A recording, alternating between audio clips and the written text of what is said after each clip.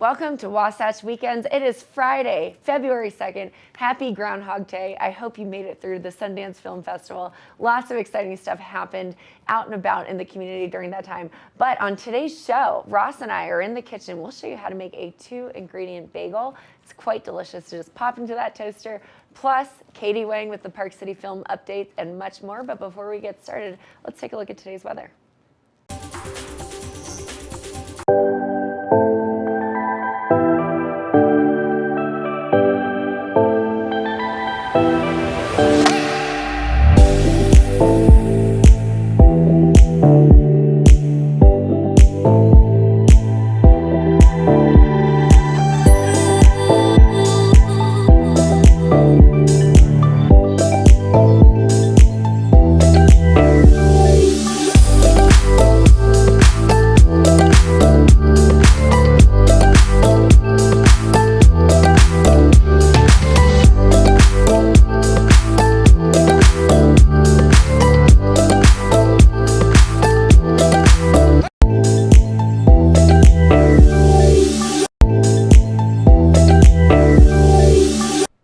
Welcome back to the show. Now it is another weekend and we've got the Park City Film here. Katy Wang, how are you this morning? Great to be here. Doing well. Thanks for having me. First weekend in February. Hard to believe it, huh? I know, right? It just came zooming by. First Sundance is kind of puts us in a little abyss. It does. It just kind of, it's a time vortex for sure. So let's talk about regular programming. What's happening this weekend?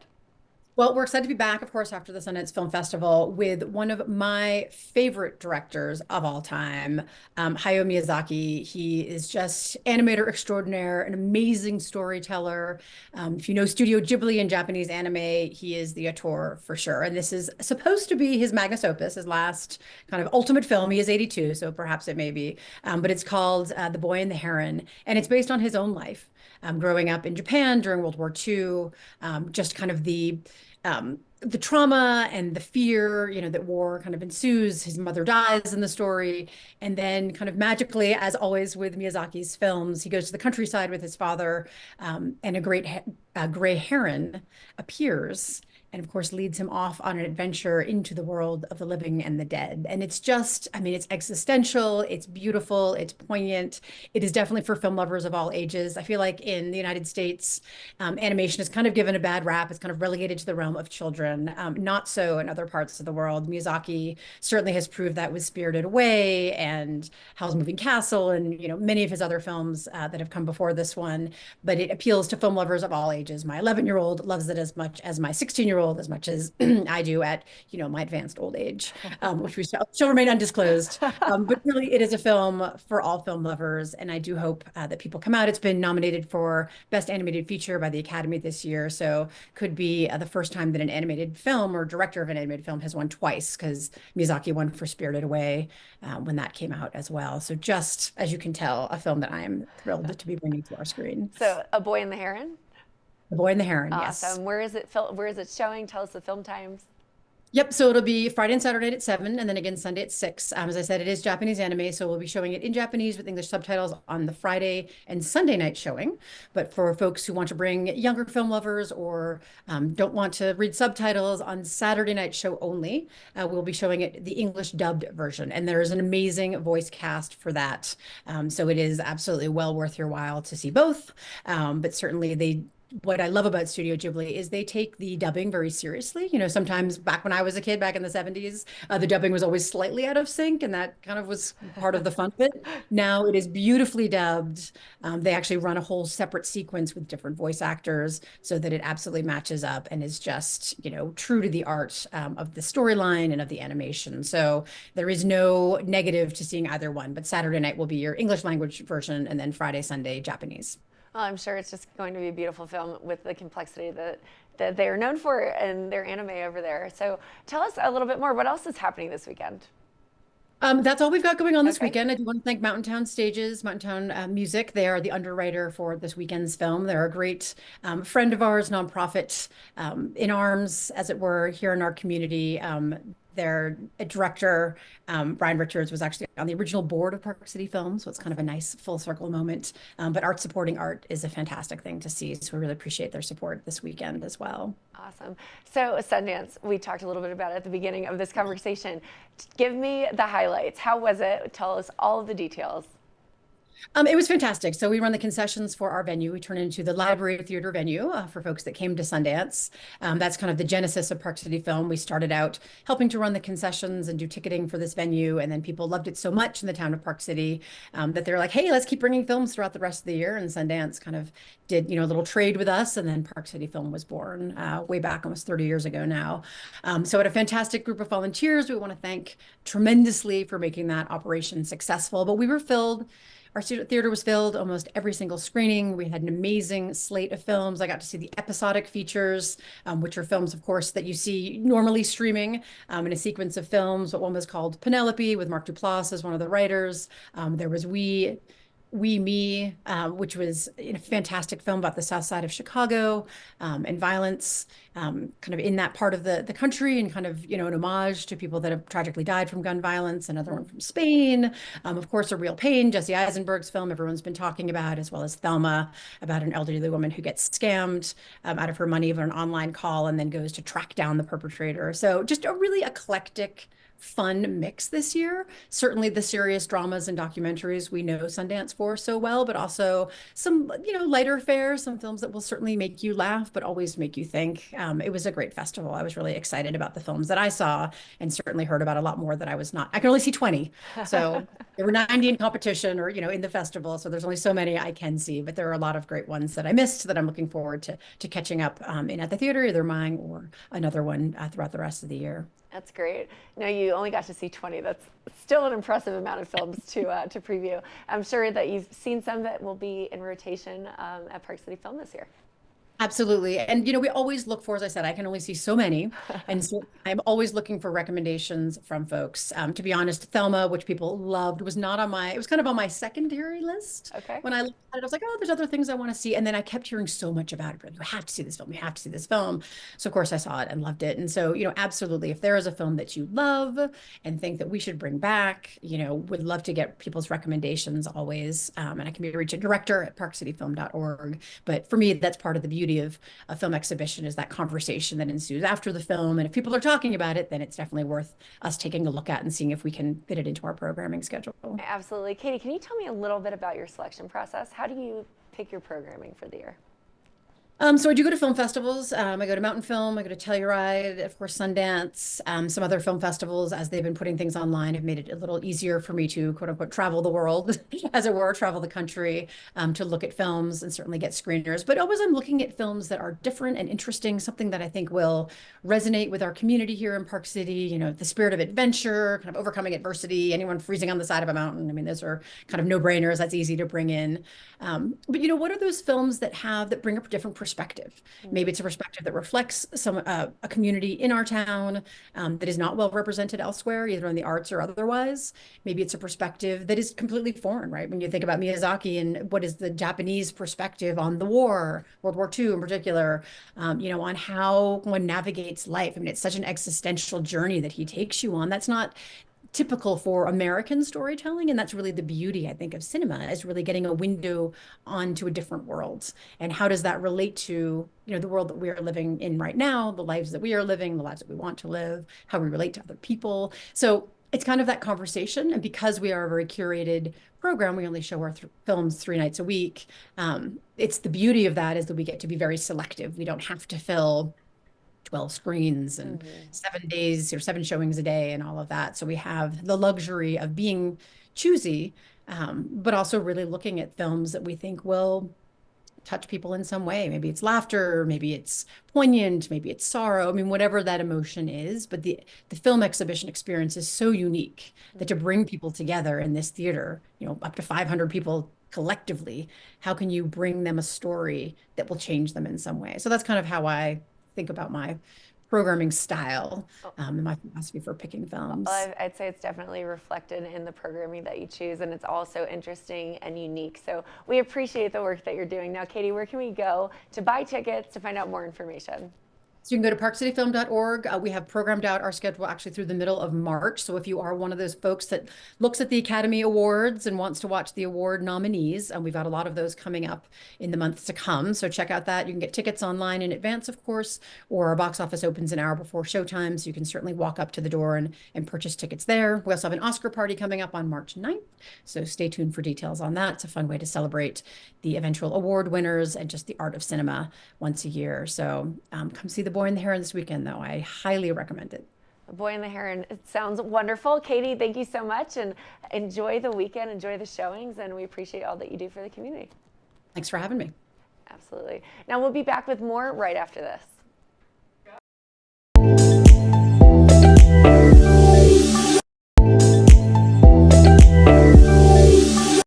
Now, who doesn't love a delicious and hearty breakfast, especially one that is easy to make? Ross and I get into the kitchen and we make a 2-ingredient, high-protein packed bagel. Let's take a look.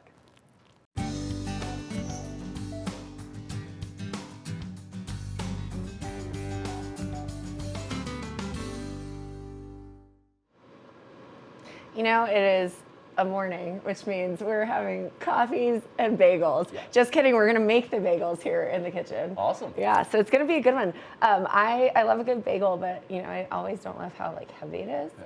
So I always look for like healthier alternatives to things. Yeah. So I'm gonna show you how to make the easiest 2-ingredient, well, technically 3 if you count the salt, but a 3-ingredient bagel. Awesome. Yeah, so are you a big bagel guy? Yeah, I love the versatility of bagels. Yeah, right? Yeah. What do you like to put on it? What's your favorite topping? Usually like cream cheese, or like make a sandwich out of a bagel, like a bagel sandwich, a nice bacon, egg, and cheese or something. Bacon, egg, and cheese. Yeah, It's so just good. The versatility of the bagel. Same. I love it too. My mom grew up in New York, and so I've grown up on New York style bagels. Nice. But this is a quick option that's really delicious. But it's really great. So you make it in the air fryer, and we actually have one on the way right now, so I can't wait to show our audience what that looks like. But we've got Greek yogurt, so it's very protein packed, and that's going to be the binding ingredient, and then self-rising flour. So easy.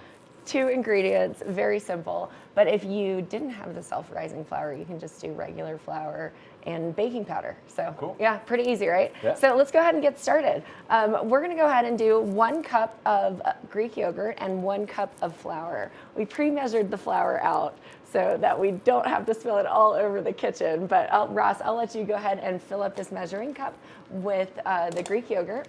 Do I just use the spoon? Just use the spoon and just make sure that it's even, because you have to make sure that these ingredients are equally measured. So, you know, no pressure. We're just hanging out watching Ross put the Greek yogurt into our measuring cup, and this is 1 cup. This makes 4 bagels, which is great. And so it sounds like we've got a bagel that's finished there in the oven, in the air fryer, I guess I should call it. It's a really great little air fryer. This is a mini air fryer. It probably would make about 2 bagels at once, but I'll go ahead and show you what it's gonna look like. Now you can make these more round, toasty, nice and hot. You can make it more round, but we just went ahead and did a little bit of a hole in the middle, and it's really just kind of like a bagel without the hole in it. You know, even better. So more bagel. More bagel. It looks great. So we're going to keep it nice and toasty while we're in here, but we'll show everybody how to make the dough. So looks great, Ross. If you want to, actually, we'll start with the dry ingredient, and then we'll add the wet ingredient into it. So this is 1 cup of self-rising flour, already measured out, just to save us the hassle of having to clean up flour in the kitchen. That's my only qualm with baking, is flour getting everywhere, you know. So I just usually grab a brownie mix if I can at home, instead of having to measure out all the different powders that happen in the kitchen, all the baking powders. All right, great. So we've got our flour in here. We're just going to make a nice little hole here, and then I'm going to scoop it in and. That's exactly 1 cup. It's exactly 1 cup. 1 cup. Yeah, exactly. So you can see it's very easy. I don't know. It's a fun one. This is a great thing. You can make like a big batch at home and put a bunch in the freezer. And you know, you've got bagels and protein for days. Love that. And if you want to do more, you just double. You just double it. Yeah, double, triple, whatever you want to do. I'm going to let you go ahead and do the stirring there. So you just, nice and easy, you just kind of fold the wet or the dry ingredients into the wet ingredients. So it just takes your time, and it'll eventually get very sticky, and that's what we want in order to make these bagels. So you're doing a great job. How's it feel? It feels great. You're mixing it really well, and you just you can scrape the spatula on the edge of the bowl if you need to kind of get the dough off the side of it there. Yeah, just like that. And if you ever want to give me the stirring back, I got this. I think you're crushing it. Got this. But this is just a really fun and quick and easy breakfast option. And then if you like a bagel, like you mentioned, as a sandwich, you've got great things at home to make a sandwich. I love to put cream cheese and smoked salmon. Oh. That's my favorite. Yeah. And to me, that's a breakfast, lunch, and dinner snack time meal. Oh, yeah. For sure. Do you have a favorite kind of cream cheese? There's different kinds.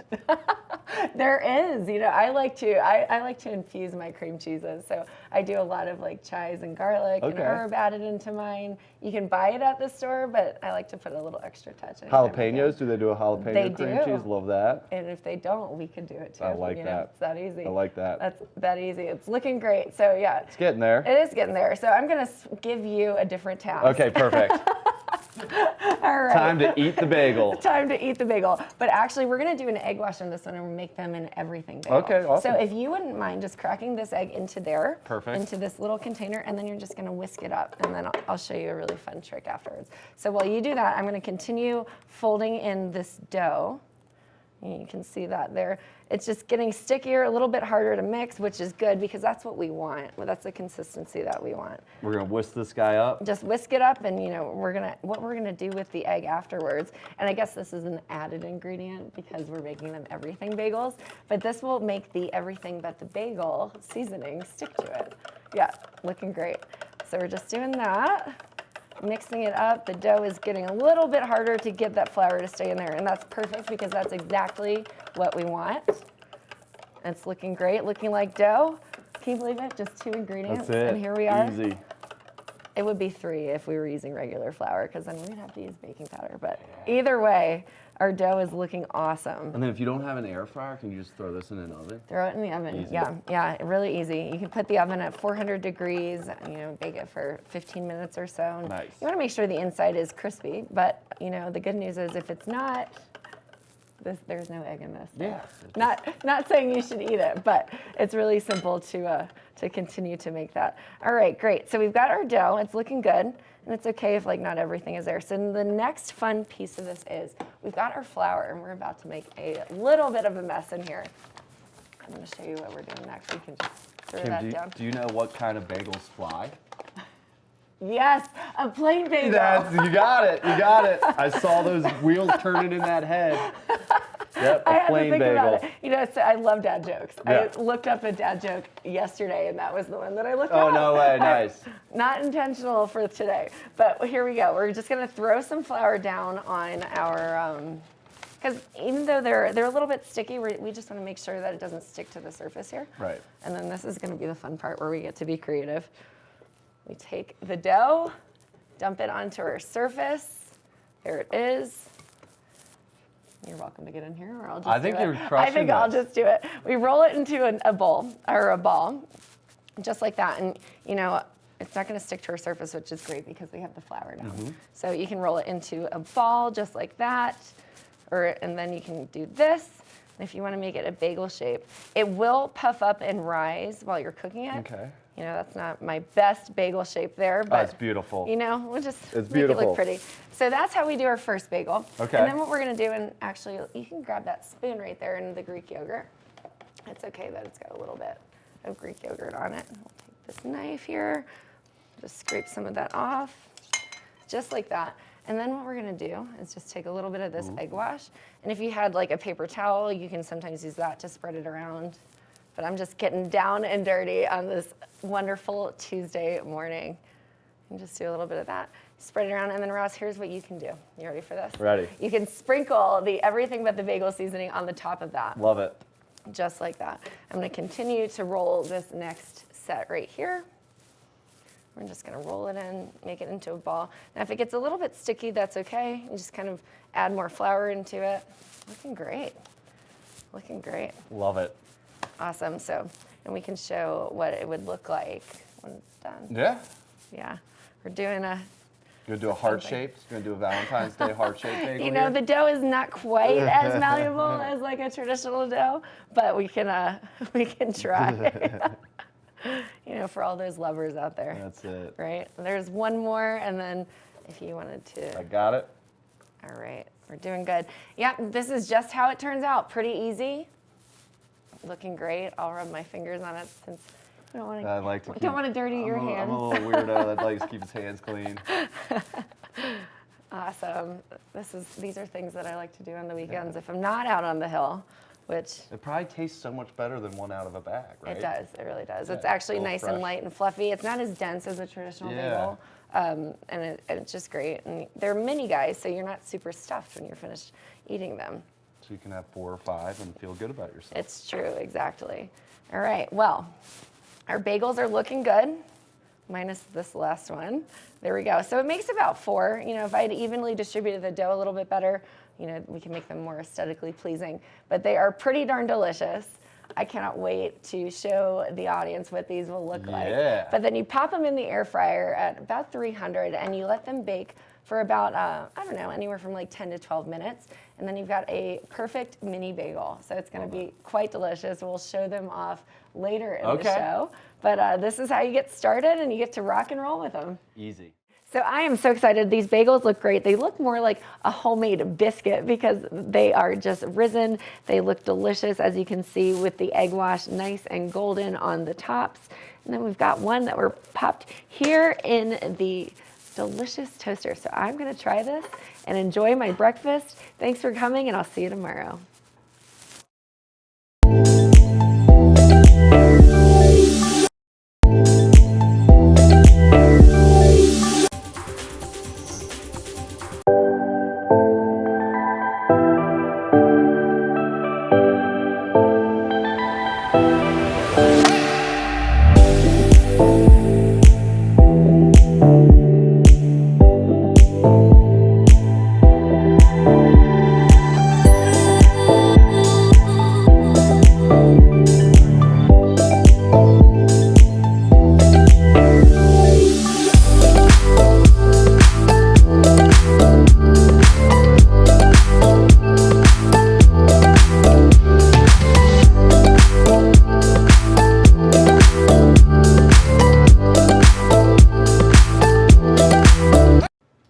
What a Friday show. Katy Wang with the Sundance Film Update, plus A Boy and the Heron.